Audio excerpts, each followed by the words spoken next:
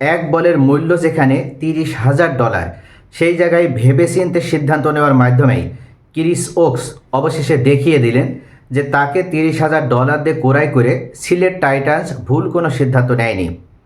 আগের বলে তিনি চাইলেই সিঙ্গেল নিতে পারতেন, কিন্তু না, তার বিশ্বাস ছিল নিজের উপরে এবং তিনি জানতেন যে 6 মারার মাধ্যমে তিনি এই ম্যাচটি সহজেই জিতে নিতে পারবেন। তিনি ইংল্যান্ড থেকে ছুটে এসেছেন পরাজয় মেনে নেওয়ার জন্য নয়। এই ক্রিস ওকস আজকে সিলেট টাইটান্স এবং রংপুর রাইডার্সের মধ্যকার এলিমিনেটর ম্যাচের জয়ের নায়ক হিসেবে আবির্ভূত হয়েছে। শুধুমাত্র একটি ম্যাচ খেলার জন্য সিলেট টাইটান্স তার পেছনে $30,000 ব্যয় করেছে। আজকে যদি সিলেট টাইটান্স হেরে যেত তাহলে শুধু এই একটি ম্যাচেই ক্রিস ওকসের এই 2026 বিপিএলের পরিসমাপ্তি ঘটত। কিন্তু ভাগ্যের কি নির্মম পরিহাস, রংপুর রাইডার্স তারা জিতা ম্যাচ হেরে গেল, আর সিলেট টাইটান্স অবশেষে শেষ হাসিটা হাসল এই ক্রিস ওকসের বীরত্বের কারণে। আজকে সন্ধ্যা 6টার সময় রাজশাহী ওয়ারিয়র্স এবং চট্টগ্রাম রয়্যালসের মধ্যকার অনুষ্ঠিত প্রথম কোয়ালিফায়ার ম্যাচে যে দল পরাজিত হবে সেই দলের সাথে সিলেট টাইটান্স মুখোমুখি হবে এবং এই ম্যাচেও যদি সিলেট টাইটান্স জয়ী হতে পারে তাহলে তারা ফাইনালে উত্তীর্ণ হবে এবং আরও একটি ম্যাচ পাবে ক্রিস ওকস। অর্থাৎ এই দিক থেকে তাকে ম্যাচ প্রতি $10,000 তার পেছনে ব্যয় হবে সিলেট টাইটান্সের। কিন্তু আজকে হেরে গেলে একটি ম্যাচের জন্য, পরবর্তী ম্যাচে যদি আবার সিলেট টাইটান্স হেরে যায় তাহলে এই 2 ম্যাচেই ক্রিস ওকসের ইতিহাসের সমাপ্তি ঘটবে। তো প্রিয় দর্শক, বিপিএলে 2026 এবার এই সিজনে মনে করা হচ্ছিল যে গ্রুপ পর্বের ম্যাচগুলো শেষে হয়তো 1 নম্বর অথবা 2 নম্বরে থাকতে পারে সিলেট টাইটান্স, কিন্তু সেখানে কোনো রকমে তারা এলিমিনেটরে মুখোমুখি হতে পেরেছে এবং শেষ পর্যন্ত তারা জয়ের হাসিটাও হেসেছে। অবিশ্বাস্য এক ম্যাচ উপহার দিয়েছে Chris Woakes. Home of cricket খ্যাত মিরপুরের শেরে বাংলা জাতীয় স্টেডিয়ামে টসে জিতে প্রথম ফিল্ডিংয়ের সিদ্ধান্ত নেন সিলেট অধিনায়ক মেহেদী হাসান মিরাজ।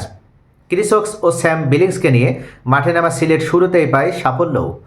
ওকস খালেদরা দাঁড়াতেই দেননি রংপুরের ব্যাটারদের। নিয়মিত বিরতিতে উইকেট হারাতে থাকে রংপুর। দলীয় 29 রানের মধ্যেই হারিয়ে ফেলে তাওহিদ হৃদয়, ডেভিড মালান, অধিনায়ক লিটন দাস ও কাইল মায়ার্সকে। 4 জনে ফেরেন এক অঙ্কের ঘরে। সম্মিলিত রান ছিল মাত্র 17। এরপর খুশদিল শাহ ও মাহমুদুল্লাহ রিয়াদ প্রতিরোধ গড়ার চেষ্টা করে। 19 বলে 30 রান করে খুশদিল শাহ সাজঘরে ফেরেন। অবশ্য এই 30 রানের ভিতরে তিনি তিনটি ছক্কাও হাঁকান। এরপর রিয়াদের সাথে ইনিংস মেরামতের চেষ্টা করেন সাবেক অধিনায়ক নুরুল হাসান সোহান, তবে সোহান শেষ পর্যন্ত জ্বলে উঠতে পারেননি। রিয়াদ 2টি করে 4 ও ছক্কায় 26 বলে 33 রান করলেও সোহান 24 বলে মাত্র 18 রান করে ক্ষান্ত হন। শেষ পর্যন্ত নির্ধারিত 20 ওভারে 9 উইকেট হারিয়ে 111 রান দাঁড় করাতে সক্ষম হয় রংপুর রাইডার্স এবং এই ম্যাচ তাড়া করতে নেমেই সিলেট তারা একের পর এক উইকেট হারাতে থাকে।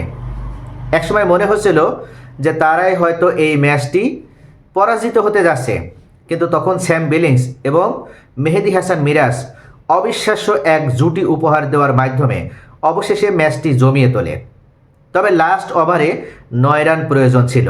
সেখানে ফাহিম আশরাফ বোলিংয়ে এসে প্রথম বলে 1 রান, পরের বলে 2 রান এবং তার পরের বলে বিধ্বংসী ব্যাটসম্যান মঈন আলীকে আউট করে দেন। এর পরপরই কিন্তু মনে করা হচ্ছিল যে হয়তো ম্যাচটা শেষ পর্যন্ত রংপুর রাইডার্সই জিততে যাচ্ছে এবং ইকুয়েশন এসে দাঁড়ায় শেষ বলে 6 রান এবং সেই জায়গায় এই বিরচিত সাহসিকতার মাধ্যমে ক্রিস ওকস তিনি শেষ পর্যন্ত নিজের উপর ভরসা রেখে অবিশ্বাস্য এক জয় এনে দিল সিলেট টাইটান্সকে।